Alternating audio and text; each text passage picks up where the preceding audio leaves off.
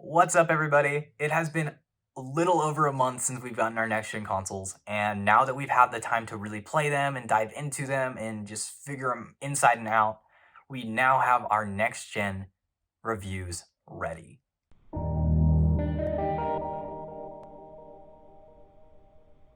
The Xbox Series X is a force to be reckoned with. This powerhouse of a console may just be Microsoft's best yet, but is that enough to bring us into the next generation? Does Microsoft's strategy of power and Game Pass really pay off? Or does this feel like another half step, like the Xbox One X?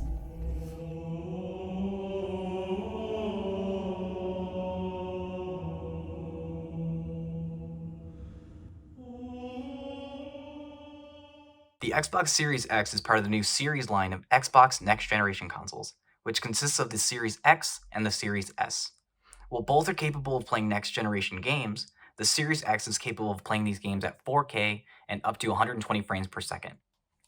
The Series X comes out the gate with some seriously impressive specs, with 1TB SSD storage, 16GB of memory, a 12 teraflop custom GPU, and an 8-core AMD CPU.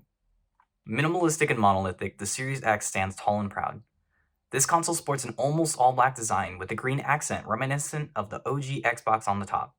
It's smart, sleek, and different. It can also be laid horizontally, and it features a non-removable stand. When it comes to the Xbox Series controller, Microsoft played it safe here, and comparing it with an Xbox One controller, you might not immediately notice the difference. The Series controller features an improved D-pad, added texture on the back handles and top buttons, as well as a USB-C port, and an added share button for capturing gaming's most beautiful moments. If you've had an Xbox One in the past, this UI is going to look pretty familiar to you. Microsoft is using the same one across all their consoles. So while it is a bummer we don't have that excitement of learning a brand new console's UI right out of the box like we've had in the past, I'm pretty okay with it because I think this is the best one that Xbox has ever had. And now that it's fast, fluid, and responsive, I've grown to really like it, aside from the ads on my home screen. You can still add your favorite games and apps to your home screen's drop down. You can find your games and new games easily. You can customize your quick menus, and now on the Series consoles, you can even have dynamic backgrounds. My biggest gripe with this UI is that it's still displayed in 1080p. And while Microsoft has said this isn't final, turning on your brand new next-gen 4K console just to see the same old 1080p home screen pop up was a huge letdown. The Series X comes with a terabyte of storage, and that gives you about 802 gigabytes of usable storage.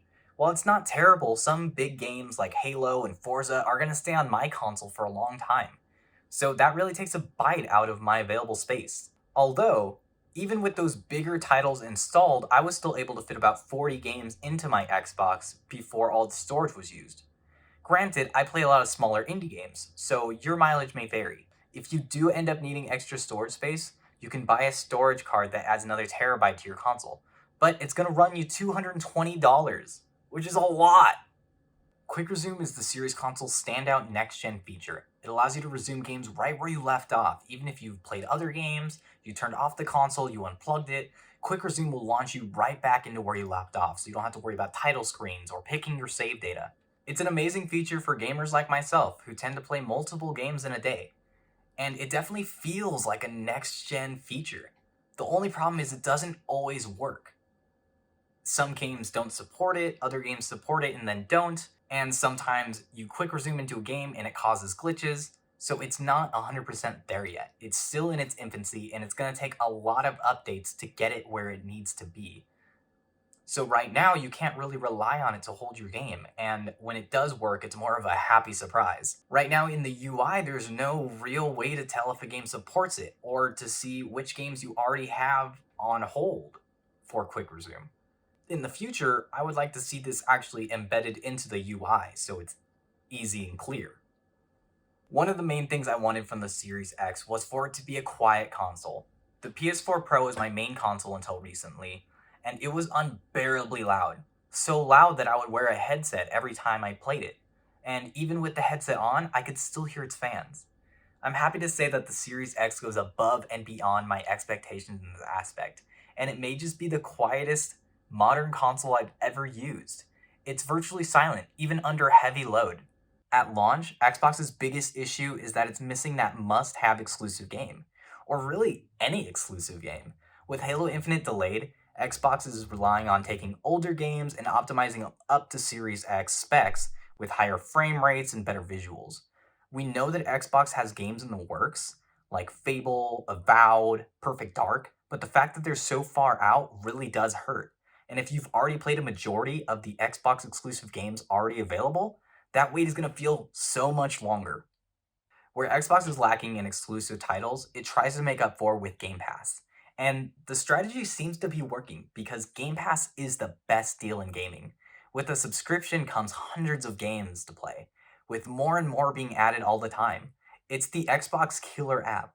Games that I would have skipped out on or waited a year for a sale, or even games I've never even heard of, are now available to me just to download and jump into. I love Game Pass and I can't recommend it enough. And now with the Series X, I know I'm always getting the best Game Pass version available. The big question that keeps getting asked is, does it feel next gen? And I think that personally depends on what you think next gen feels like. As for me, I believe we've already been playing some next gen games like Red Dead Redemption 2, The Last of Us 2, Forza Horizon 4. And while these games have been able to run on our older consoles, they weren't running at their full potential because they were held back by years and years old hardware limitations. So now, playing Forza Horizon 4, now optimized for the Series X, in beautiful 4K at 60 frames per second, that truly feels next gen.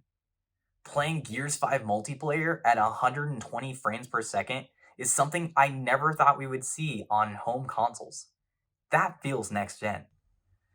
Mixing quick resume, crazy fast load times, and the amazing deal that is Game Pass Ultimate makes this not only a fantastic next gen console, but the greatest Xbox yet.